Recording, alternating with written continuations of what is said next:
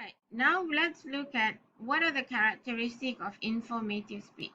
So the objective of informative speech is to explain, describe factual truth, okay, that can stimulate interest and facilitate understanding among your audience, okay. It is also designed to educate your audience. So what are the characteristics? Number one, intellectually stimulating.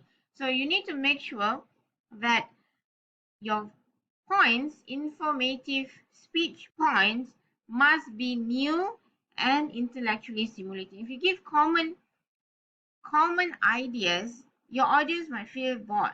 For example, you want to talk about how to cook instant noodle. If you use a common way, pour the hot water, and then you put in the ingredients, and this is a common way. You need to show something new that your audience didn't know. Okay, then your informative speech will be intellectually stimulating.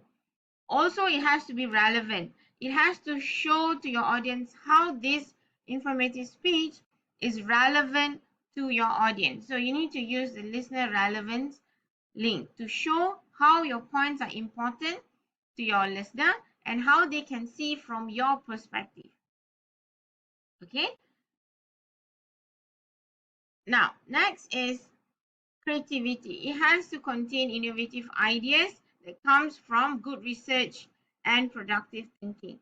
And it has to have a takeaway, which means your audience will be able to remember.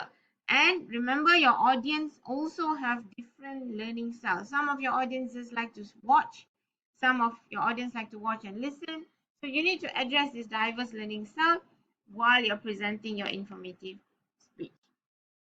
Okay, now let's look at method of informing. There are various ways of informing. You can use description, you can use this definition, you can compare and contrast, you can use narration, you can talk through narration.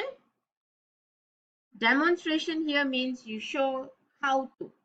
Okay, so those are method of informing. So let's look at the framework. There's only two common framework for informative speech. First is process speech. Process speech here means you are demonstrating something, how to, the steps, okay, how to make a good noodle, for example. So how to build a good building, for example. So process speech, the steps are main point, the explanation and the sub point. Okay, that's process speech. Expository speech are why sleep is important, or why should we keep a healthy lifestyle. These are all expository speech where you need to provide carefully researched in-depth knowledge about the topic. Okay, so this is all about informative speech. Thank you.